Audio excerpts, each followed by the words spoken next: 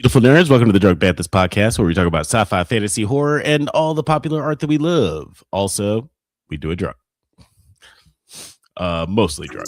Oh, sorry, mostly drunk. I apologize, everybody. No worries. Hey, you know. It's not... Oh, please hold your applause till the end. I know you guys are very excited. Because we have a great show for you guys tonight. I am Jedi Master Grayson, your host, and I'm joined by, as always, by your co-host and brother Bill. How you doing? I'm doing good, doing great. I'm doing great, doing good-ish. Hey, how y'all doing? It gets boring saying the same shit every time. Right? I mean, I kind of take comfort in telling the same joke every week. At least we don't have. Can you imagine being like Conan O'Brien, having to say this, like somebody like that, like late night, having to say the same shit every night, every night, not once a week, not twice a week. Like it's got to be comforting, at least if people like it. You know, like the little string dance he used to do. Like that shit's always great.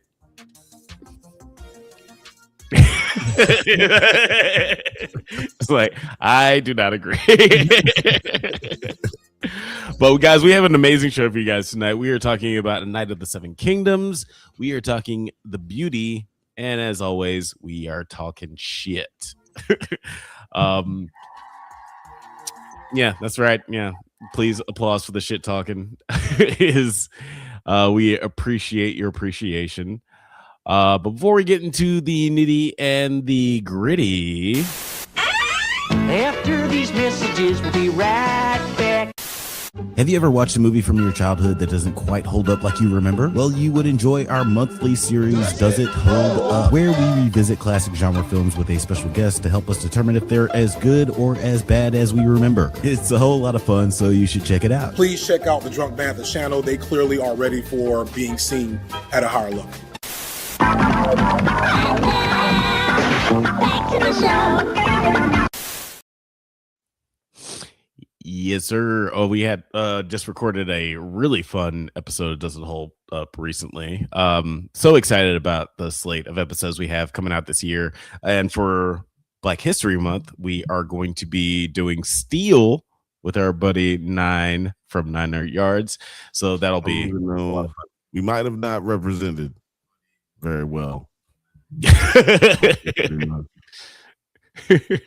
we talk still, but look, it was a lot of fun. Not Shaq might not be the best representation for Black History Month, but you know what? We love him all the same. He's black, and he was an amazing person who did he was amazing at what he did. Yes, exactly. He's one of one. Shaq is definitely one of one. There's nobody else like Shaq. And you know what? Since we're gonna be talking shit today, as always, and where's our other brother? Yes, shit talking is always better with friends. He's basically family, but y'all just hate him because he's light skinned. What is up, Mike? Oh, hey. Just reading. Not much. What's up with you guys? At least with Steel, there's no question on whether or not that movie happened. No questions there. No Mandela effect about that one. That is for sure a movie. No doubt. That is a fact, sir. What? Yeah, I'm live stream. Hold on. Sorry. Continue. Okay, sorry. I didn't know if you were doing a thing. Yeah, I'm very excited about the comic book you're gonna be talking about today. Obviously it's President's Day, so we gotta celebrate. No, it's Black History Month. Fuck all. I'm sure there's a Trump. I'm sure there's a Trump comic out there. I will not be covering that. Yeah, what are we talking about today, Jeff? I want it. Hold on, I want to see the Trump comic. I mean, Absolute Batman did fight white nationalists, so okay, maybe that. Yeah. Now for this one, we are covering a newer book. I think there's 3, maybe 4 issues out now, but it is one that I heard rumblings of years ago, and I'm so excited that it's finally out because it's 2 of my favorite characters from my childhood, Batman Beyond and Static. So we got Virgil Hawkins hanging out in the Terry McGinnis world. So we start out looking at a dope fucking Static. Because remember, Static, he's an adult now. It is a little ridiculous that they claim it's only been like 20 years, but still, whatever. So here we got Static, and he's hanging out in outer space. And he's talking about how he's doing something new and something crazy. He is helping Earth set up to become a member of an intergalactic alien council, basically. And he's just sitting there. He's like, I just got to do this one thing, and I'm going to have to focus. It's going to be hardest thing I've ever had to do. And from there, we move on, and we see some of the acting characters in this new world, which is insane how cool it is. Because we have Icon, awesome, Superman, obviously Batman Beyond, and then the members of the Justice League Beyond, which that's Warhawk, which is basically Hawkman and Hawkgirl in one. The Flash, who her connection to the Speed Force is that she's able to speak to all the previous Flashes. Micron, their version of the Atom, and Big Barda still going strong. Gotta love her. So they're all out in space, and Batman's actually in a spaceship that Virgil made, which so fucking cool. They're basically getting ready to set up and do like a jump to light speed. Evidently, that's the one thing you got to do to prove yourself to this cosmic who's who of international planets. I don't know what to call them. The Collective, I think they call themselves. So Virgil's created this this ship, and Icon and Superman are literally out in space clearing out a transport lane of asteroids to make sure no one's going to run into anything. Soups is a little, he's a little reticent because he's like, I don't like that they're making us audition, but Icon's just sitting there. He's like, hey, they want to make sure that all of their members are on the same level. And if you can't light speed, then no, you don't deserve to be part of us. And then they keep talking, and we get a quick flashback of Icon talking with Virgil back in the day. And Virgil just being like, I mean, do you ever just kind of wish you were back home on your planet, Icon, Terminus? Or is it like different? Because Terminus, their whole thing was like they were the height of peace and prosperity. But here, when you're on Earth, that's when you get to feel alive again. And Icon's sitting there, and he's like, and it's amazing because even back then, Virgil understood something that I didn't even understand. So basically, just Icon and Superman are sitting there talking about how cool Virgil is, which I wholeheartedly agree.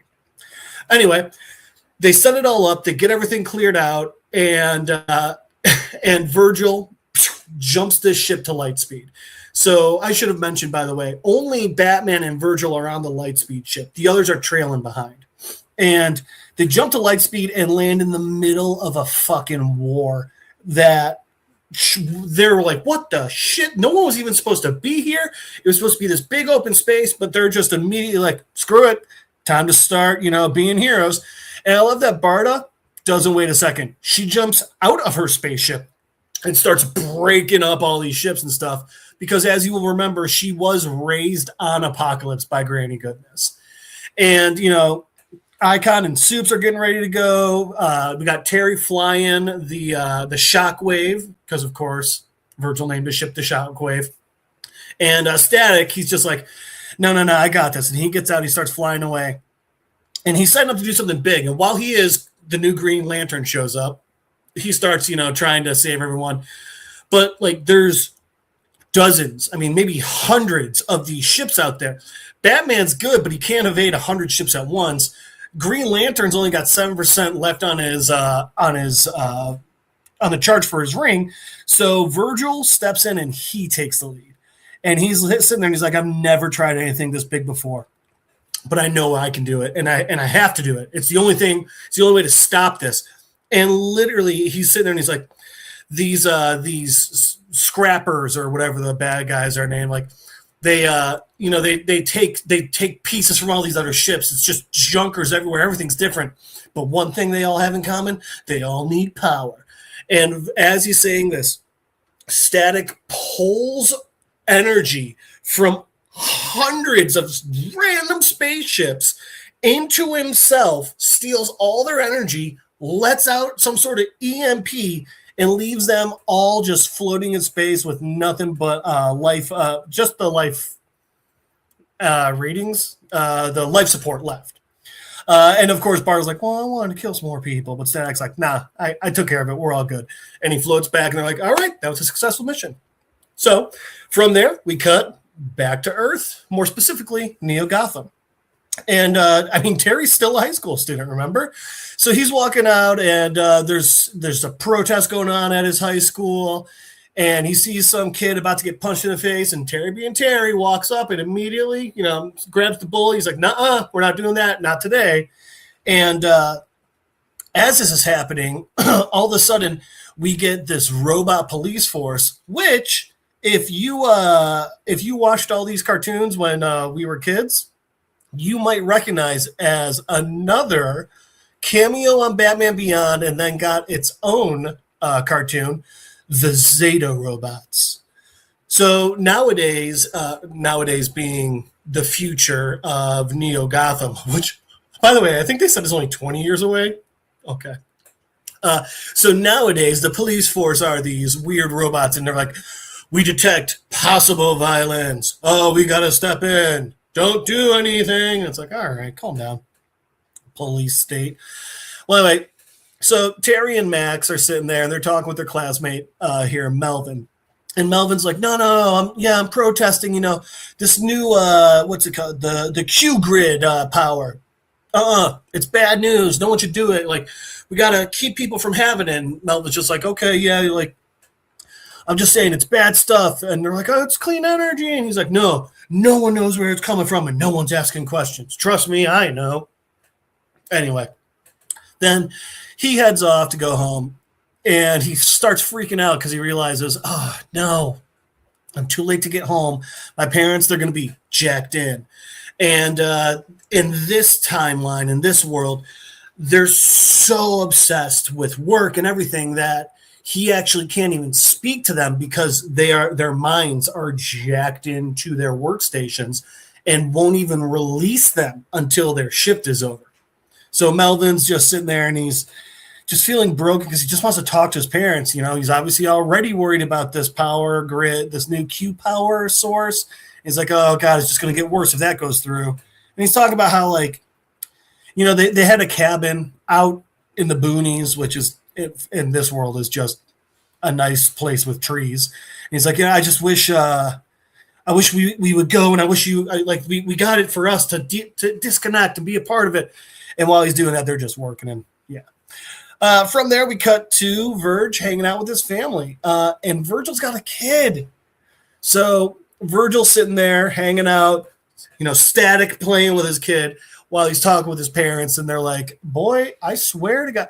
His mom uses his full name, and his dad just goes, oh, I'm sorry. His wife uses his full name, and his dad just goes, wife using your full name? You better correct, son. So they're sitting there, and all of a sudden, a news program comes on, and it's like, on the anniversary of the Big Bang with this, that, and the other. And they're like, oh, man, do we really need to watch this? But Virgil's like, I know, but it's my buddy Darius, and he's actually doing it, and he made this documentary. And if you were around when we covered the Static issues early on in Jeff's Comic Book Corner, Darius was the kid who was trying to actually get real news out. So yeah, it's cool to see he's been brought in as well. And Darius is just giving a quick recap, hey, the Big Bang. It was back, there was an anti-police brutality protest. and they gassed them with Q juice, and that's what made these bang babies and all this. And Virgil's just remembering that and remembering Darius, and his dad's talking about like, okay, you know, you gonna go for the release of that new thing, that Q power? And he's like, nah, you know how Neo Gotham is. So from there we cut to like, I guess the big release of this new power grid is in a club. Which, if you've ever watched Batman Beyond, like every announcement seems to be in a club of kids doing really weird dances, one of which is literally just like this. Just watch the Batman Beyond theme song. There's one guy that's just doing that. Anyway, so like every other Neo Gotham anything, all of a sudden they hear some motorbikes, and they hear some laughter, and they're like, shit, it's the Jokers. And, the gang calling themselves the Jokers show up to ruin the party. And they come in on their motorcycles, and they're getting ready to take out some party goers. But Terry on top of it, and literally just boom, 2 legs, takes the lead Joker out of the face, gets up, and they're like, oh, we're here. We're all about power. We're all about chaos power. That's what Jokers are about. Terry's like, oh, I'm sorry, chaos? Oh, I can do chaos.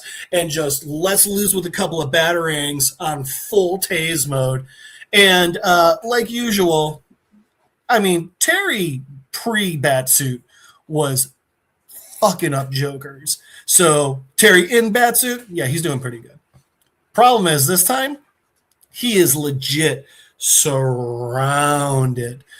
And this is, remember, like a big event for like turning on the grid. So not only does Terry have to, take care of himself, but there's all these kids around, one of which is actually Melvin. And someone's like, "Oh yeah, you protesters, you brought the Jokers in. How dare you?" And now Melvin's freaking out. So Melvin is like, "Oh God, get away from me!" And Terry's fighting, and Melvin's trying to call him, and all of this going on.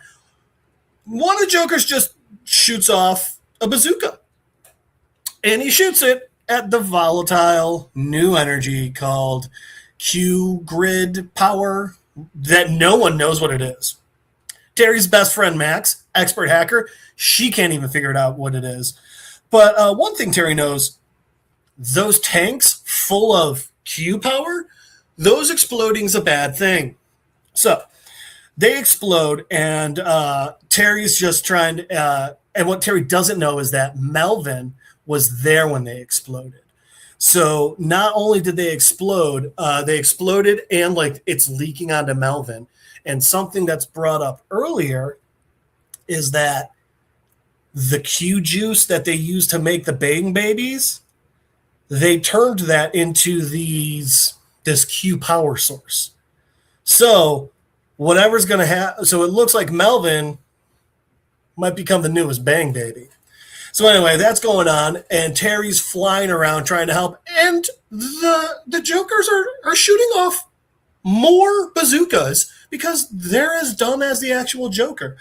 Anyway, Terry takes them out, and it's about that time that he's taking them out that Max cuts through to him on his comms, and she's like, "Terry, I don't know what's in those Q energy power. I don't know. Obviously, it's not good, but what's worse, I just saw on the cameras that Melvin was down there. So whatever's going on, wherever those explosions are, somewhere Melvin's in it." And Terry's sitting there. He's like, no. I don't know what's up with this Q energy, but it's scrambling my sensors. I can't find Melvin. So Terry, as Batman Beyond, is up above searching while his friend just sinks into this water, slowly being contaminated by whatever the newest bang baby juice is. And that's the end of issue 1.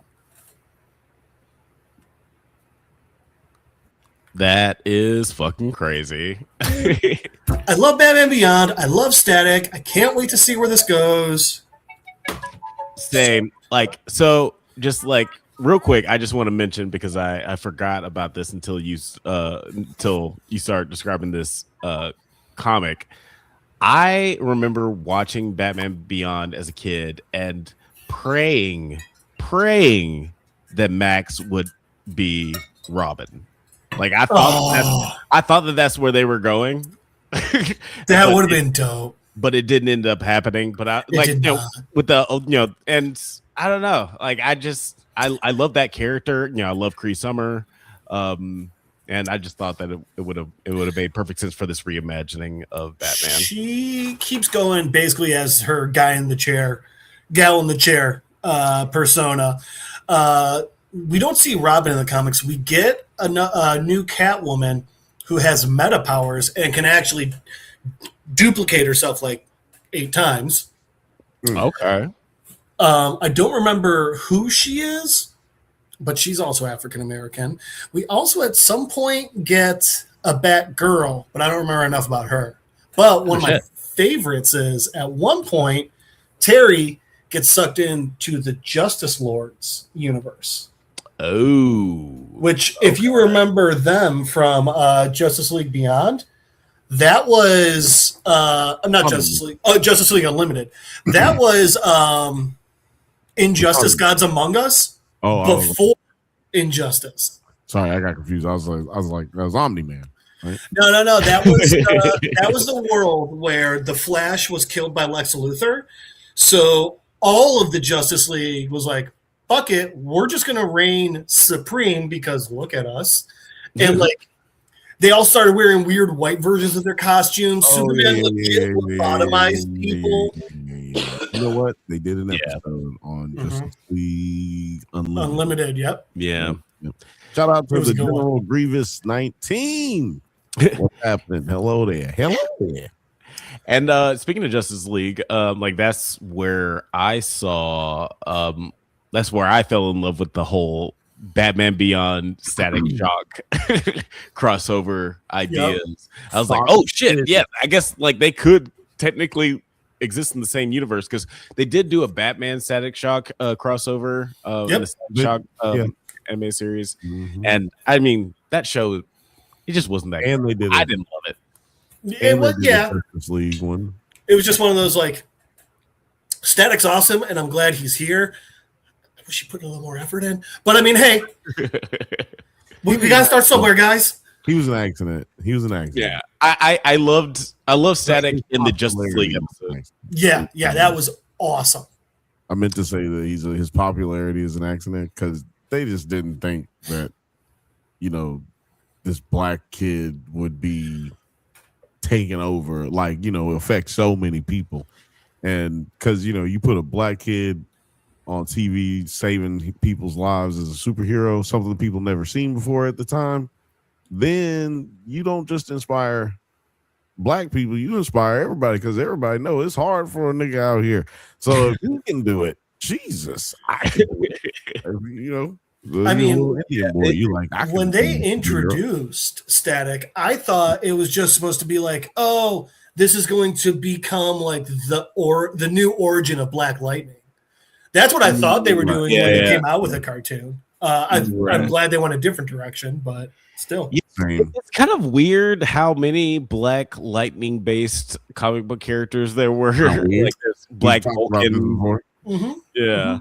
What was that Harvey Birdman attorney at law episode? Right, yeah. Black Vulcan. I've got all this lightning in my pants. Oh, man. I wanted to go by Thunderbolt, but no. Aquaman said go by Black Vulcan. I was like, what if I called you Whitefish? Why is that not in our drops? Why is that not in our drops? Producer, can you imagine if we had this podcast when Harvey Birdman attorney at law was out? Oh my gosh. We'll still use them. I'm in.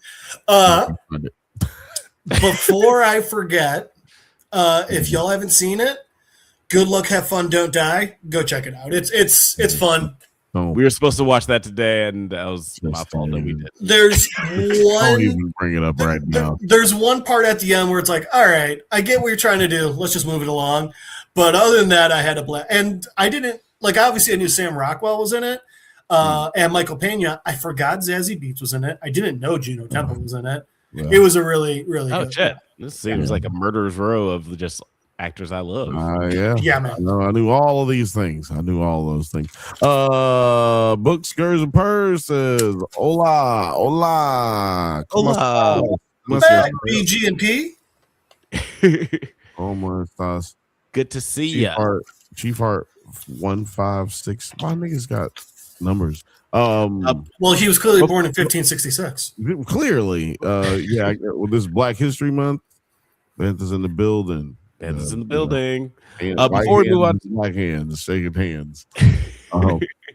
Before we move on to our next topic, I just want to say real quick how much I love that Icon was in this comic. And thank you. Yes. I want to reiterate a thing that we've said multiple times on this podcast. So many, like, Warner Brothers is like really caping for a black Superman movie, but like, you don't need to do that. You have a black Superman. Icon. It's like they forgot that they have the rights to this character. Right? The only time you need a black Superman is if you actually do full 52 Earths coming together, and he's one of them. But it still doesn't make sense for what we're doing now. You have Icon. He's such a great character. Use Right. I feel like this scene in this comic was hold on. You can only do black Superman because we got to talk about something else. We're talking about the 26 minutes. Bill's pushing his soapbox off the corner. We can only have a black Superman if it's like one of those Batman movies where it's like Batman Ninja, Batman. Oh yeah, like alternate universe. Batman, blah blah. I blah. was so angry at Batman Ninja. Me too. Not worth your time. Not good. Those who haven't seen No, it was not. But also, what if you just do Superman slavery, right? Like, which is Icon. Superman during slavery. Right, I know it's Icon, but I'm just saying, like, that's which brings up a very important point. Thank you, Bill. And that point is, fuck you, Ubisoft. Oh, you assholes! They're doing the next Assassin's Creed they're doing it in a witch theme when they had the option to do it in the slavery era of the South, and they said we don't want to upset some of our fan base. Fuck you. That would have been amazing. Yeah, because Assassin's Creed is like famously not upsetting. Like, not political at all. Doesn't take place in any upsetting time periods. Yeah, they watch their step now since the Japanese thing happened. They watch their step now. Okay, they're walking Which on that game just sucked because that game sucks. It was just a poorly created game. If you guys are enjoying yourself, Push the goddamn button. Push the goddamn button. You heard what she said. You heard it. Yeah, if we don't stop me, I'm going to keep talking about this, and that will not be good. I haven't stopped both of y'all. Y'all are just going on. You made the right call. Sorry, it's Black History Month. We got a little excited, but we should move on to our first topic of the night, the new FX series by Ryan Murphy. That's right. It's the beauty time. We are talking. It ain't your booty. It's your beauty. It's not your booty. It's your beauty. I was big nuts in this show.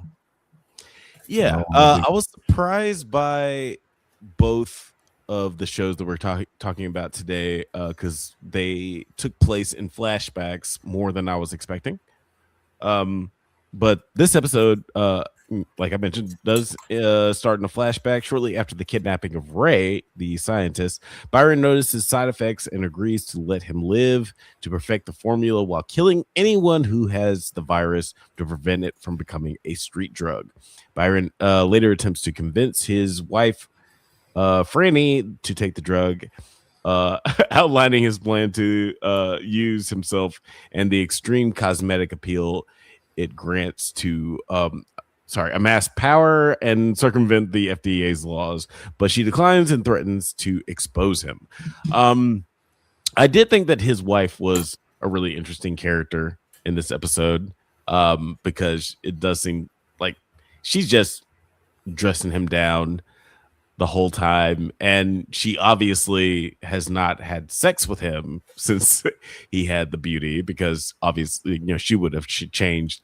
But what do you guys think about just like this, the continuation of the flashback? We kind of fall back into right after he kills everybody, and decides to kidnap Ray 28 hours later. Like 48 hours later. Was it the TV show? Yeah, no, my bad. Go ahead, Jim. It was an interesting. It was one of those ones where it felt like It felt like when they were writing it, the story for the last episode just kind of had too much, and it just kind of kept writing that story. But I'm glad that instead of like some shows where they're like, well, just make this one episode 64 minutes long and piss off everyone. Good. Split it. You had enough. You split it. You made the right call. Thank you. But honestly, some of the things that it made me start thinking of was like, okay, so Ashton was told, hey, you got 855 days. I don't remember. Yeah, 855 days before you. And so, like, okay, we know at least it was that far back. But then, like, so then when we saw our Cyclops again, I'm just sitting there. I'm like, what the fuck is going on with this guy? And does he have the beauty? Or I guess he could have had the beauty. Because, his whole thing was like he's 65, but it brought him back that far.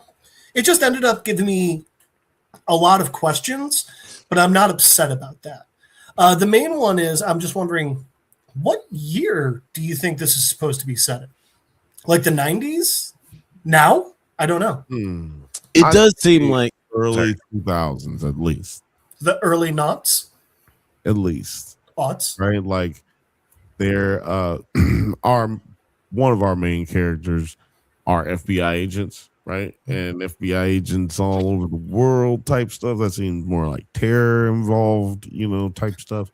So I'm gonna go with after 2005. It's like 2006 or something like that. Maybe if we're not in present day. Yeah, it could be present day because 30% our FBI we seen reallocated to ICE. Someone else watched Last Week Tonight, huh? I am out. Which was going to bring up my question. Have we heard anything about DHS? Because, as we know, created in response to 9/11. What was it created in response to 9/11?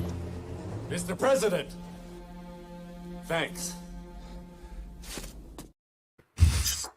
It is amazing how much mileage we're getting out of that. It just fits everywhere. Let me tell you what happened with that one. Can I tell you what happened with that one? Yes, you may. We did an episode of Captain America, which the 90s doesn't hold up. 1990. 1990 Captain America, never released in theaters. And that was in the for reasons. That was a scene, long story short. That was a scene in the movie, and I was just like, that right there sums up the United States of America's choices in the last 2 years. Yeah. And if you just go back and watch the scene, you'll understand everything that I'm saying. But just that sums it all up right there, and it's never gonna get old. Honestly, that clip is like the Wrecking Ball music video where I hated it at first, and now I'm just like, it means so much to me. Like, I've had an emotional journey with that. I'm glad that we could have helped you so much. And you know what, Mr. President, thanks. Couldn't do it without you. I like that you can actively say that the last three presidents, two of whom were the same person, are about as with it as the president was in that scene.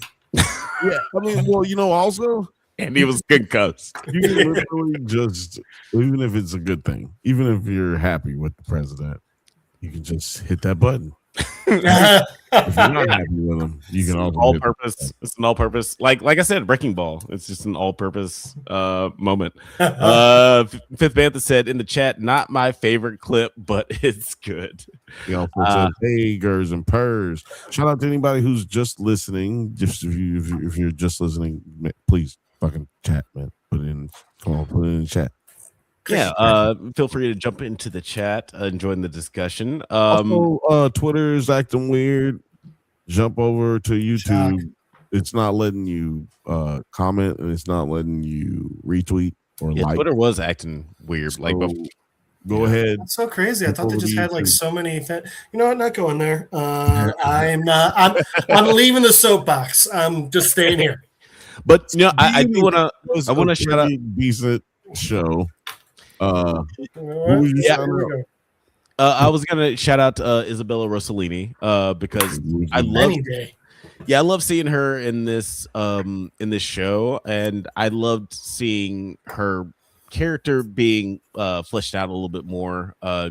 Because she is an interesting character. She clearly hates her husband and has hated her husband for a while. Which fair. Yeah. Which, yeah, fair.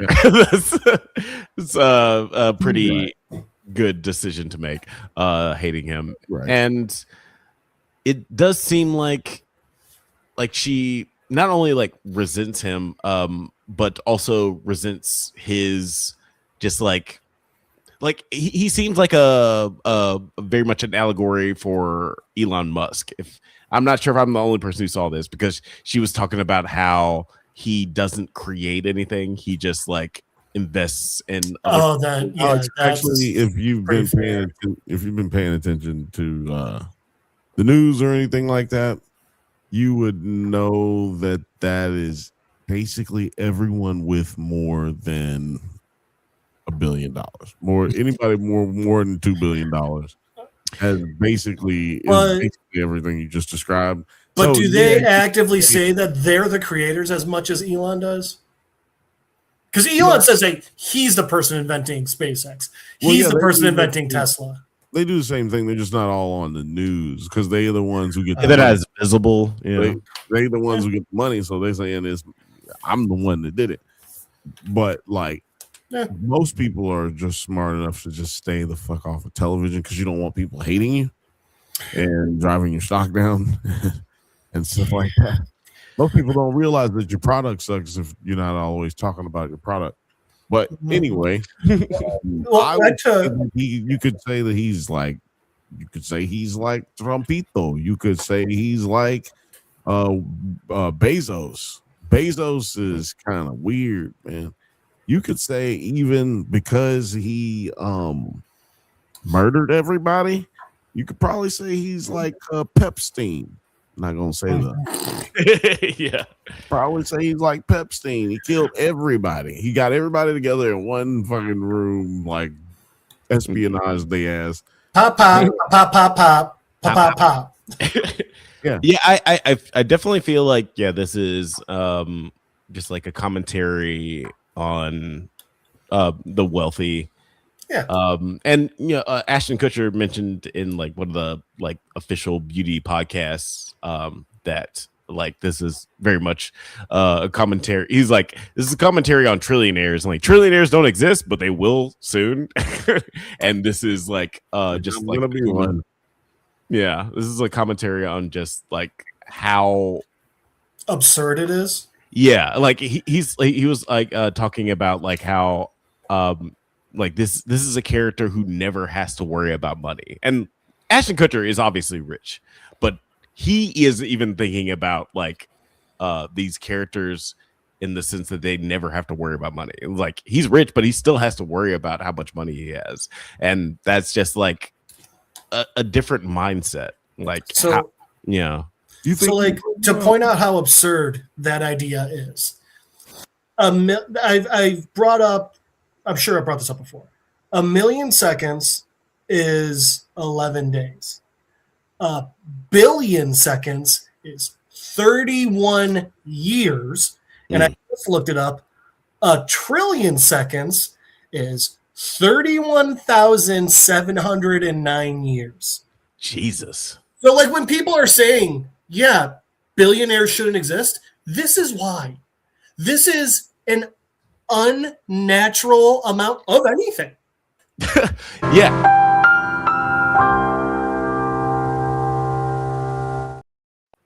Yeah, it's just too much of anything. And I do want to talk about like the second half of this movie. This episode. Well, we're not going to. Sorry. Oh, one question about No, I'm joking. I'm sorry. about the first half still. What do you guys think is up with the nip? With the what? What? The nip. Um, Alberto? Oh, I think that he had a like third nipple. No. Before What do you think is up with it sticking through the transformation? I feel like He did have a third nipple, yes. that is one of the like connective tissues, I think, with the next half of the episode where something about yourself still remains. You know, it's like, I'm I see this where new you're going with beautiful that, and I agree. I'm this new beautiful person, but I still have like little things that make me me, and like true to myself. And speaking as a person with a third nipple, I feel like what's that, Miss Chanan LeBon? it's my nubbin. I forgot. Opens the secret door to Narnia. But like, yeah, like the connective tissue with like the second half, I just feel like it just shows a little bit of like the logistics of the beauty, because I was thinking about that before. Like, yeah, we talked about this before. Is like, does it make you the best version of yourself in your own mind? Which I think it does. Like, I think that this it did. episode does. We already know it does now. Like I feel like this episode, like, I hit the thing. Well, and I'd agree with you, because I think we can all agree that either when he's Vincent or Ashton, that the nubbin seems to be the one thing Waylon talked about, or not. I'm sorry, he's not Waylon. The one thing this character talks about him, Waylon, because Waylon was my name last week, and that was Eichner. Yeah. But anyway, so when he either Ashton or Vincent D'Onofrio, both of them, this seems to be the one thing their character talks about himself that he actually likes, aside from money. Right. And so I agree with you there. I think that's spot on. Yeah, and I think it's even subconscious. And that's why he was so surprised that it was still there. Yeah. But yeah, like moving on to the second half of the episode, with Mike. Yeah, like this is a very interesting segue into the episode. We get this Ray's colleagues Mike and Clara bond over their insecurities related to their appearances and confidence. Following an experiment with a chimpanzee, Mike steals 2 vials and administers them to himself and Clara. 2 years later, the assassins execute Mike to prevent the virus from spreading beyond Byron's control. But we don't really see anything that happens with Clara. I am not letting you get away with that, and that's the only thing you mentioned about the assassination. He used a fucking blow dart. Yeah. What? That was very like. Why did you use a blow dart, man? Somebody else one time with a blow dart type thing before, but this one made motherfucker get all foamy and shit. Right. Well, he was like, it's a neurotoxin. It'll hurt him so much more. And I'm just sitting there like, I think the dude whose chest you opened up went through more pain. Yeah. Yeah. Personally, I'm not a scientist, but it feels like it was worse. Yeah. He has filleted people, and he's like, but maybe you know what this was. He lost a game of operation on people. That seems worse. But this was a flashback, right? Like there was a flashback, so maybe he hadn't started filleting yet. You know, he hadn't started filleting people yet. He did still have an eye, want to ask y'all before we get to the second part. That's what I wanted. I mean, before we go on into the second part, I wanted to ask you, man, how y'all think this dude lost his eye? Because now we know he didn't have his eye, and we also know he's taken the beauty. So that means that the beauty won't correct things after the correction, at least. Oh yeah, it'll adjust you to the baseline, but then it won't keep Wolverineing you. Right. Yeah. Okay, I see what you're saying. Yeah, that's what it looks to me. I don't know what y'all think. No, I agree with you there. And one thing I was wondering, like, I don't know about you guys, but when he's walking up the stairs and he's wearing the sunglasses, I was like, is there like a little scar, like right there? I was trying to investigate everything about that one scene that we got him, because I was just like, okay, for a second I was like, is he just supposed to be beautiful and never took the beauty? But I was like, no, he's 67, he took the beauty. But I was just like so confused. This episode did a good job of throwing me every now and again. Yeah. Oh no, go ahead, Alex. No, I was just gonna say, yeah, like the show does definitely do a good job of keeping the mystery box mysterious, lack of a better word. Yeah, like you're definitely still wondering what's gonna happen next, and it doesn't. I don't know, like the exposition is very slow. Like you're still very much wondering what's going on, especially with slow. I think this just the pacing of this show in general is slow, and then there's multiple characters. Mm-hmm. Even though sometimes it feels like it doesn't feel like there's multiple characters, but I think that's just because we haven't really had a connection with a lot of the characters. I like there's like you guys said, there's certain things that haven't been answered, and Terry was telling me, like producer T, he was telling me all kinds of things have been answered or questions, and I don't know any of them because It sounds like the doorbell's being rung. It is, but oh gosh, they call it Tiki Tiki Nicky 9 doors. Not even trying this time. Nope, not this month. Wrong month for that bullshit. Yeah, I'm not saying that. Nuh-uh. Was it Canada? That weird place saying it? Yeah, Nicky 9 doors. You know what? He might be a clone. He might be a variant. Who's to say? It's probably just him. Producer T. Oh, man. What's going on, bro? Alex, you got to put him in there. There you go. I'm beautiful. Once again, the beauty's just working on me. He took the beauty. Look at that. My true self, I always imagine myself with luxurious hair. That's how I've always felt on the inside, and beauty finally let me have it. So. Oh man, this is a variant that we have not seen before. The beauty variant. The beauty variant. Beauty, not your booty. The beauty, not your beauty. T, since you're joining us on this convo, do you have any thoughts about? No. What were the answers that you got from this episode right here? What were the answers that you got? It finally answered, like, what is beauty? Is it like a defined definition? Is it gonna always make you have like 6-pack muscles and make you skinny? Is it always gonna give you big tits?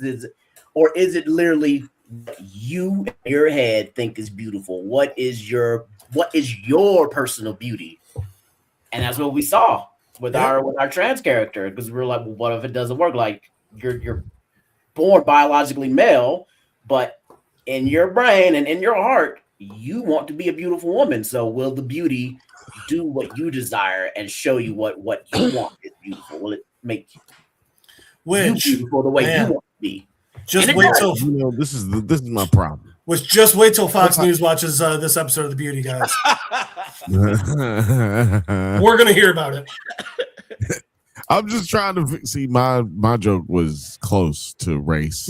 I'm just trying to figure out why no one has hoped for a booty yet. That's what I'm trying to figure out. Nobody has hoped and dreamed for an ass. Is what I'm trying to figure out. Yeah. When does that happen? Like what? Everybody, all the dudes hoped and prayed for a long dick. And then all the girls just like, yeah, I don't want no big butt. I don't want a butt. Can I make sure I don't have? Yeah, girls are also like, I don't want giant clownish tits either. Yeah, I want a Perky B cup. Yeah, I still attest that Rebecca Hall is a perfect specimen, and she perfect like, specimen. There's not. She doesn't Perfect need to specimen. change. Sit on a throne of lies. You don't believe that. You don't believe that. No. He's correct. I had this conversation with a friend over the weekend. There's absolutely nothing wrong with Rebecca Hall. So like she did not need say to. nothing like that. I didn't say that. There is one thing She's wrong flawless. with her, and it's that she's not dating me right now. See, she's not flawless. She's got a problem. Yeah, She's that- got her No, own- I would point out if she was dating me right now, that would point to some sort of neurological issue. It's like I wouldn't join a club that would have me as a member. Yeah. But no, like I'm curious to like how you guys felt about the second half, because I did think that the idea of like the allegory of like I like the idea of introducing like the like just the allegory of trans people and just like transitioning from like male to female and having that be sort of an exposition for how the beauty works. But I also trans, did you? Well, so here's my thing. If it weren't for wait. Good. No, sorry. I was like, just to finish my thought. Like I like the idea of that being introduced, but I felt like it was written really fucking bad. Is it just me? Like I felt like the dialogue was really terrible. So here's my thoughts on that. When I first watched it, I was like, there's a reason they are continually saying, my hormones are all a mess. I'm taking so much estrogen right now. I was like, oh, so it's just going to be like the science of the estrogen. But the nubbin, the fact that the nubbin held through is what made me be more like, no, so it is a part of how you see yourself. What about and what you feel like inside? If they didn't do the part where Vincent... The nubbin is the technical term for a third nipple. Oh, yeah. So if Ashton didn't still have the nubbin, my thought was just gonna be like, oh, they're just trying to say the reason she turned trans, the reason she was a woman after the beauty was because of the literal chemical estrogen within her. Because the nubbin part was included, that's where I was like, okay, so they are saying it is who you see yourself as, and it is more of how you feel on the inside. So you're saying he really liked having a third nipple? Yeah, he sees again. It opens the door to Narnia. Why would you not love that? He sees himself as the nipples are the eyes of the soul. Maybe he used to talk to it. He seems pretty weird. Probably he named it. Him and his wife were affectionate recalling the name. A very distinguished name too. Yeah. So there you go. It's a part of you. It's gonna stay with you. My thing is does that explain these people who have like crazy demented like wants and needs to kill people and fillet them like deer on a fresh kill? I'm sorry, you clearly don't understand art. Okay, that is one thing I want to talk about before we move on to our next topic, because I was astounded by how unscientific these scientists were. Because these are like that is the part where like again, like I like the allegory with like the like transition from being a man to a woman, and like how you feel on the inside, and how like you're represented on the outside. Like I felt like that was really great thematically, but the dialogue was trash. And on top of that, like I felt like the scientists are being very unscientific. Like you have this like whatever this serum, and you know that it has volatile ramifications, but you are going to be like, yeah, I want to take it anyway. It's like homegirl Carol or whatever her name was, she was like, you need to be bold, take the serum. It's like, first of all, why don't you be bold? You have the same access that I have, you can do the same thing that you did. But also this is a bad idea because this monkey went crazy and killed everybody, and he also bit a woman, and they didn't ask her. Like, she should have been quarantined after she got bit. Like, You didn't see that coming? They shot Yeah, I feel like sex, but they're just letting the monkey bite bitch walk off. they should have probably shot her. Yes. Right? You think they would have just shot her? right?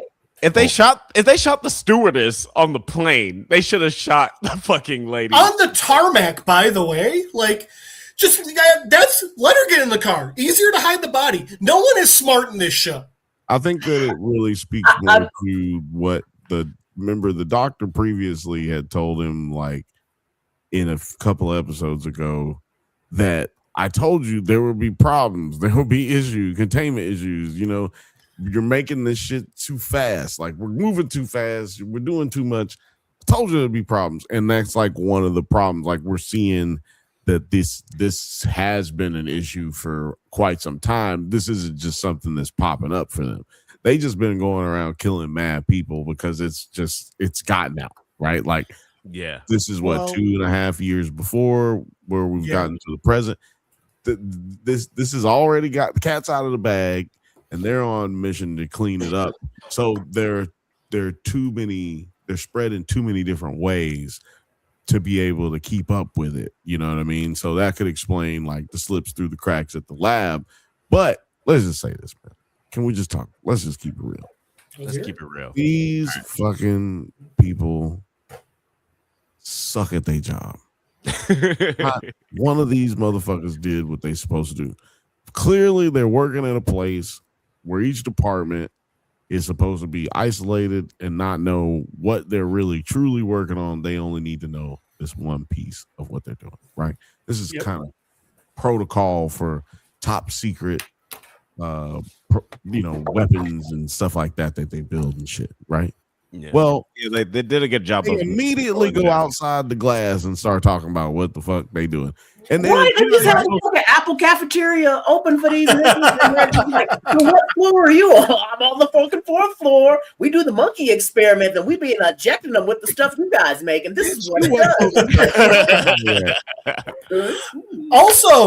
Also, one chick just brings her fucking phone and is like, monkey. And another guy is literally like, hey, you know that retinal scanner? Can you just put my retina in there? Okay, sounds good. Right, how do you use that system to fucking hack? Because it seemed real easy. You know what it seems like to me? They did establish that he's like a super nerd MIT grad. So they did establish No, it wasn't. He copied a link from an old link. That's like Science Security 101. Just don't do that. It seems to me he was an MIT grad. So, like, but what they showed was none of that. What it really seems like to me is no one there is paid enough to actually care about doing their job the right way. Yeah, like it seems though. Also, look at the apartment he was living in. Yeah, he's not paid well. Honestly, like, I mean, that seems like a pretty depends on what city he's living in. If he's in New York City, he's paid quite well. It seems like a pretty. They are in New York. Well, they're in New York, but it could be rent control. They're in New York. They're in New York State. Yeah, they're Buffalo fans, yeah, so they're not in New York State. Not New York.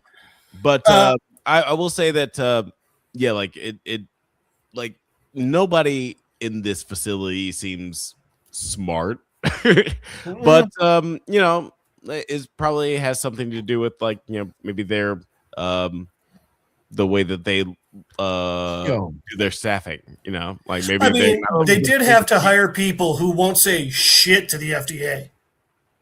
Yeah, I think it was like very much like an ICE vetting situation.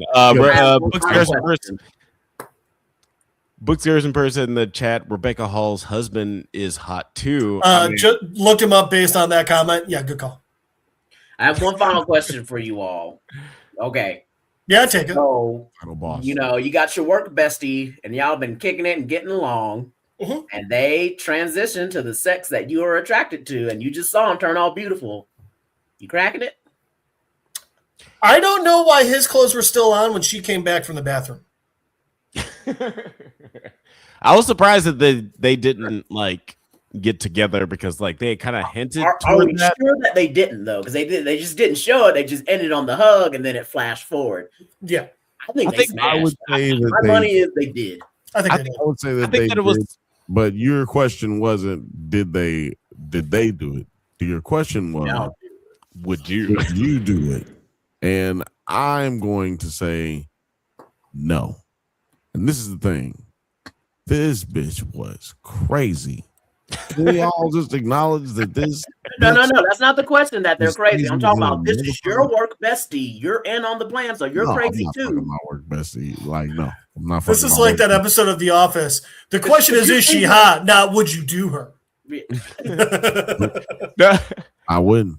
Yeah, if your work bestie is also crazy, and you know that like we're good friends, but we also would not be good partners, I think it is an acceptable answer to be like, no, I will not smash. I think it's an acceptable answer. No matter what. I'm not saying you're not good partners. They were good partners. So like, I am saying no. I don't have to make no caveats and no goddamn backwards talking. No.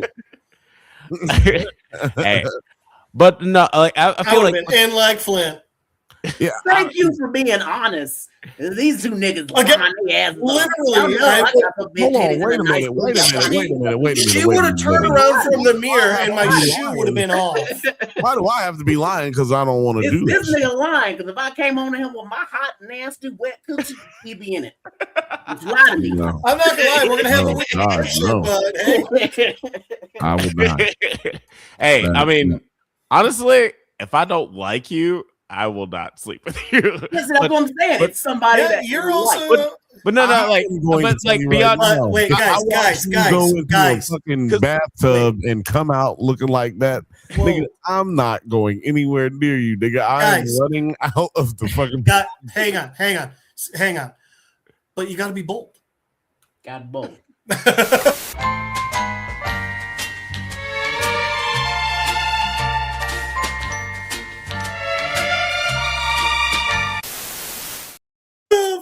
I think we're gonna have some questions when the BioShock show comes Bill, out. Did you cut that new clip?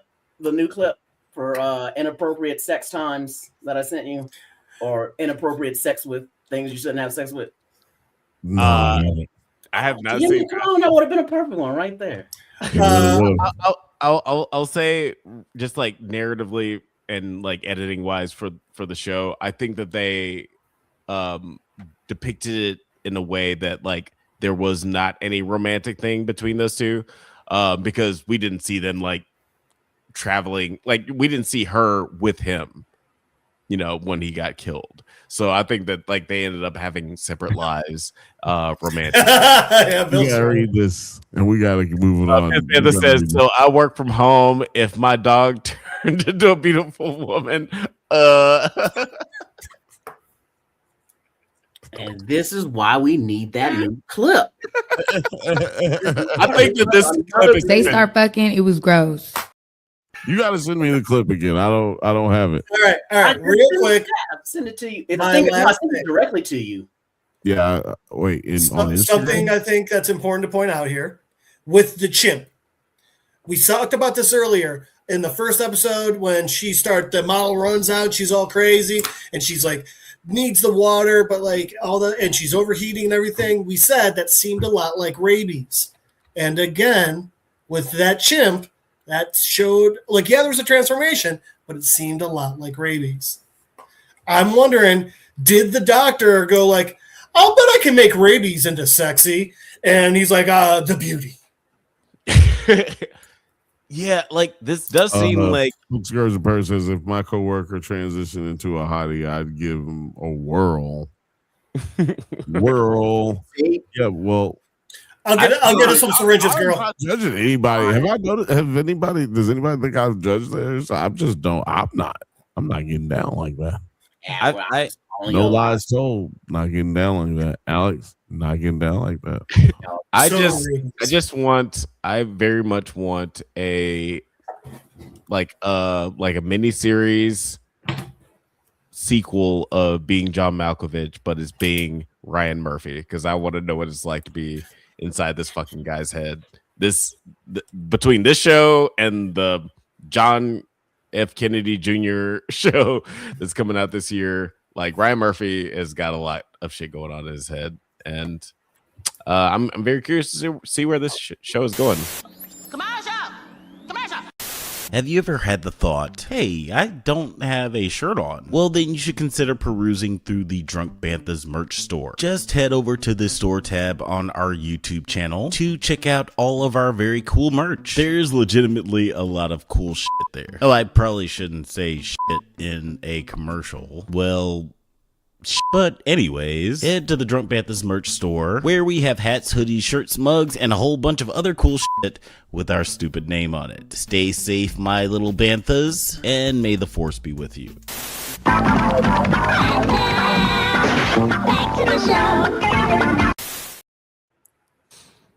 All right, it's time to get into our last topic of the night. We are talking about HBO Max's a new original series.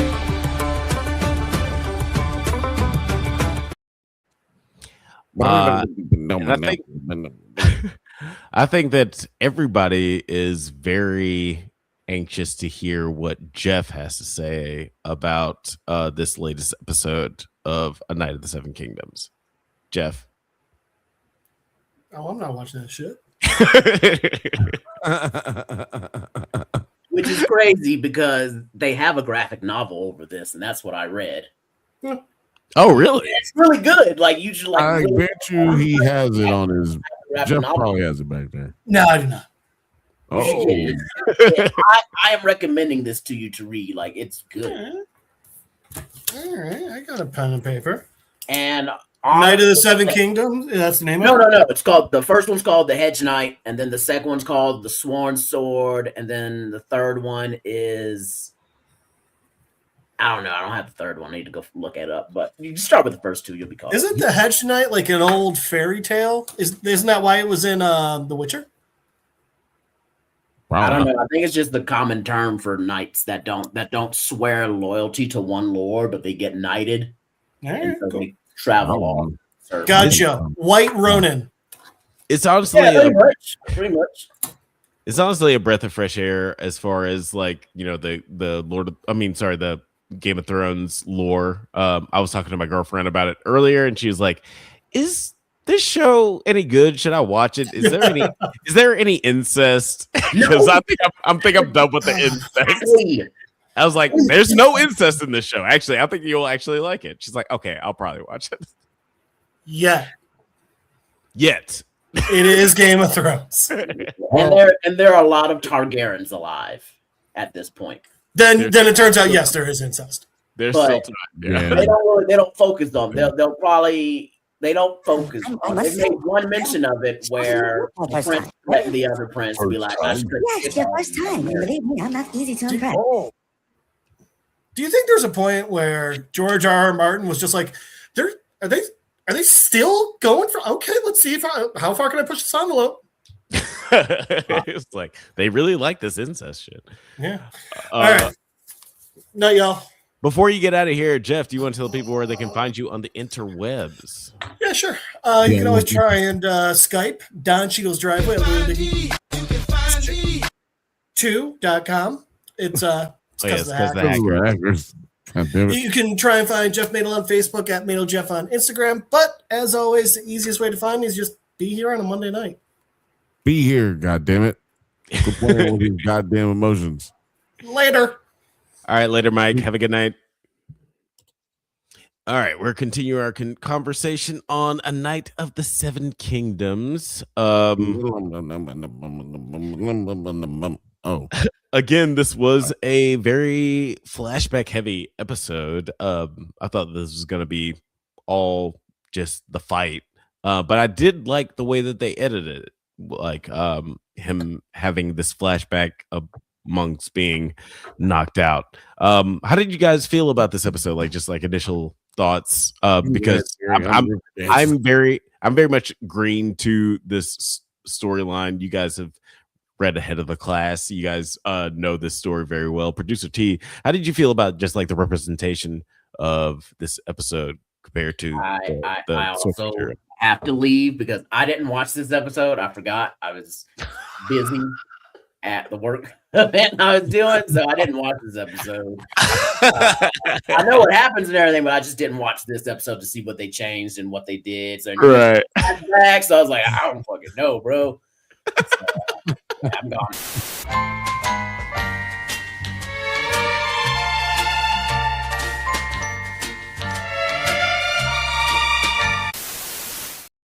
But before I go, I have something to show everyone what I've been cooking on or what we'll be cooking for the next. So let me bring up my screen.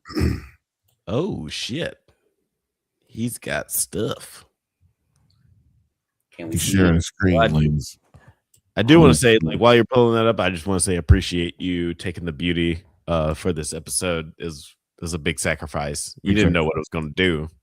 You gotta at least wait till ready. Go ahead and show my screen, please. You gotta at least wait until the end of this season to figure out how you're gonna solve your 855-day problem. You got 855 days. Oh shit. That's right. Can you blow it up? We'll screen it. You can do the sea walk to this shit.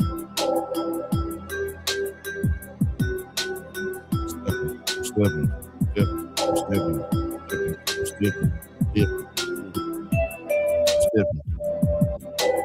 And then I'll take you to your bitch. Shoot you with this little bitty gun. Fuck yeah. With a little gun. Series. Oh, sorry. Breaking down all Bond films ever made. Recently, Netflix has uploaded all of them, and I thought, why not rewatch and sometimes watch for the first time all the Bond films and see what truly makes it a Bond movie. I'll be discussing the actor, the gadgets, the vehicles, the villains, and of course, the Bond girls and how they changed throughout the film. So grab your martinis, shaken, not stirred, of course, and join me as I break down Bond. Yeah, breaking down Bond. I'm low key very, very excited for this because if you haven't seen in the background, I got so many Bond movies. And like Bond is one of my favorite fictional characters of all time. So I'm very excited about this series. Definitely keep your ear to the ground for producer T's Bond videos coming out soon. The person says nice. I'm always down for Bond. All right, but not. Have a good night, bud. All right, yeah. Well, we're an hour and 15 minutes in. Do you want to do this on Thursday? I mean, we could do a very, very quick thing. I don't like doing that. I don't like cheating the people. I don't like cheating the people, and I don't really have anything to talk about Thursday anyway, except I on the Bantha Bunch show. Actually, people who don't know, I have to talk about it. You might be the one I'm searching for. Make this moment last forevermore. I mean, to be honest, I do have a screening on Thursday night. So I'm probably not going to be like going through it fast. I don't like going through these fast. No, that's fair. That's fair. Like, yeah, Yeah, if you want to do like a more extensive conversation on Thursday, that's cool. You know what I'm gonna do? We're gonna talk about it. Listen here, guys. Listen. Sorry about this. I really fucking apologize to everybody out there. I'm gonna change the thumbnail. What we're gonna do is we're gonna talk about this on Monday. We're gonna bring 2 videos together, and on Thursday we will talk about the beauty. No, you don't want to do that. That's different because then Jeff won't be here, and he ain't seen the thing. Man, we gotta talk about it on Thursday, man. But what do you got to talk about it right now? Because I'm gonna have to talk about this on Thursday. I can't go ahead and talk about this in 15 minutes. No, that's fair. Yeah, because there is a lot in this episode. I just want to say, I meant to look up the actress who plays his love interest in the flashback, but because I've seen her in something else before, but I can't remember what it was. But she is incredible. She's fantastic. I think she's like a new movie star. And it really, really got me when she got killed. And I enjoyed this episode. I love the flashback. I love like just getting a little bit more about Dunk's character and how he met what's his name? The fucking Nite that he ended up squiring for. And the realness of the fight scene. Like I always think about football players, like how crazy it must be to like do all this crazy shit while you can only see things through a tiny little visor. And I felt like that evoked that kind of vibe in this episode. Like he can only see through this tiny little visor, and you can see how muffled his hearing is, and it's just like it gets all the anxieties that I would assume that you would get from a jousting match where you can your hearing and your vision is limited. Yeah, it's Penny Tree. Thank you, producer. Yeah, Sir Arlen of Penny Tree. Yeah, producer T coming in with the handoff right there. Listen, that basically was a very accurate description of what the book actually describes, is his vision being minimized and how tough it was for him to breathe in there, like all the things that are described in the book really played out well here. There was a couple of things that were like added, like him being struck in the head so many damn times, like that wasn't necessarily in there. And like if I'm not mistaken, he basically gets knocked out like one time, and but regardless, the way that they played it was really, really, really well done. I felt like I wish I saw more of what was going on elsewhere, but that's not a part of the book. Like I wish I saw more of what everyone else was doing, but you don't see that in the book. It's not really well described. So, man, yeah. I was very impressed by that part, but then also it was like it was not as appealing as I thought it would have been. Like the fight, it wasn't as nice looking. I guess it wasn't as pretty. Maybe it's a better way to say it. It was real grungy. It was in the mud. Yeah, it was real gritty. Yeah. Like it's like y'all really actually can't really move really well on these things. And, like we're actually out here just in the mud, wrestling around, stabbing each other like to death. That's what we're doing out here right now. Like on a Tuesday. This is Tuesday. It's this little girl's birthday. We're gonna just all sit out here and just stab each other to death. Yeah, let's massacre each other for this little girl's birthday. Some grass, man, some stone, you know what I'm saying? Some little marble, whatever. Go ahead. I'm with it. I'm here for it. Like in the mud, my nigga. Come on. That was just ridiculous. in front of dudes. Dudes, man. Look, I don't know. That was kind of like showing how absolutely bloodthirsty some of these people are. But it also showed that some of them dudes didn't want to be there. I don't think the prince wanted to be there. You know what I'm saying? Like, it looked like he was just kind of like, I have to prove that I'm not no punk bitch. Man, why am I saying this? But yeah, he was like, I gotta prove I ain't no bitch, you know. I can't just let these niggas punk me. And then he ended up getting punked. That was how it kind of went down. Simulation Presents says, it should have been a single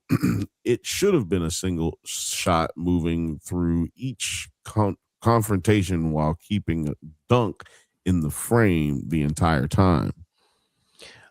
I mean, yeah, I guess it's like that's a fair criticism. But I did really like the way that it was shot and just showing how they kept cutting from the one shot vibe of just all this crazy action happening with like horses coming through and just him wrestling with the prince.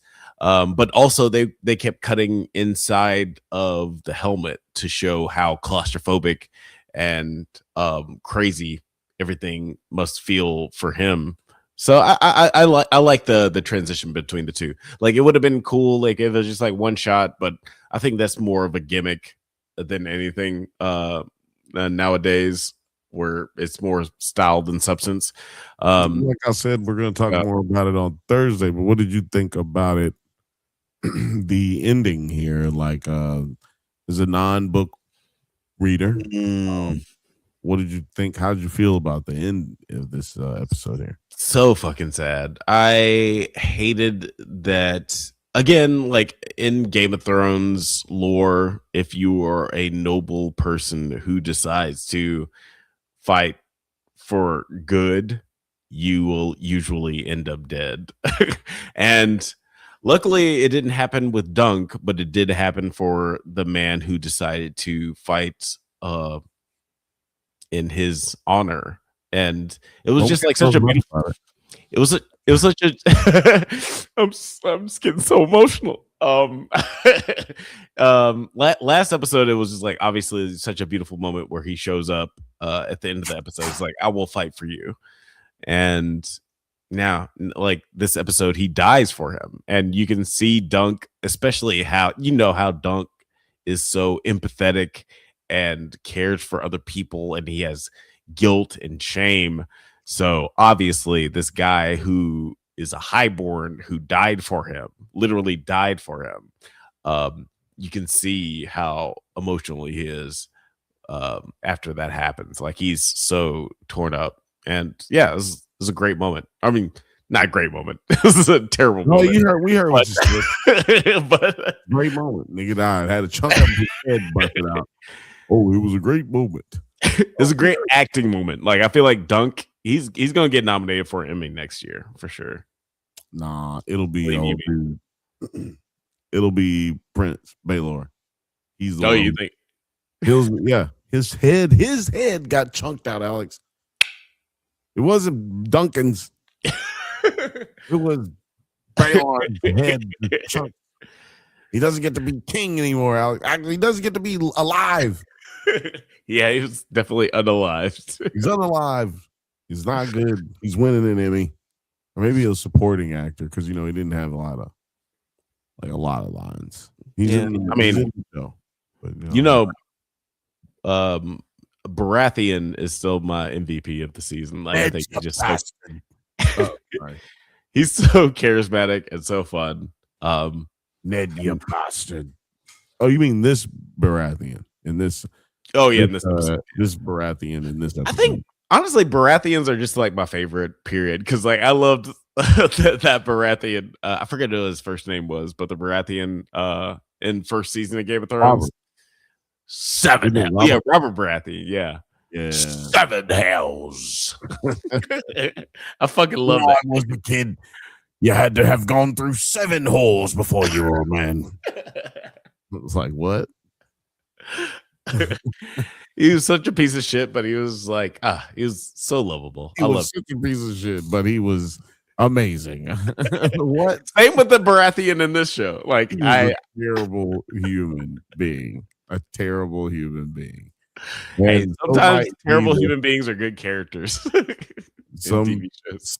Somehow I can only imagine that this Baratheon is also a terrible human being. But I'm sure. like their cousins, the Targaryens, they're very good at putting their armor together. God damn, that shit looks good. I mean, putting it together, boy. They look great. I'm sorry for all popping. Don't know why it's popping tonight, but it's popping.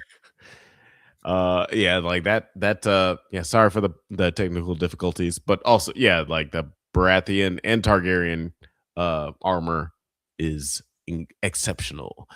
But guys, that pretty much wraps it up for tonight. I don't think we have anything else to say about these episodes, but thank you so much for watching. New episodes. You're supposed to say the outro.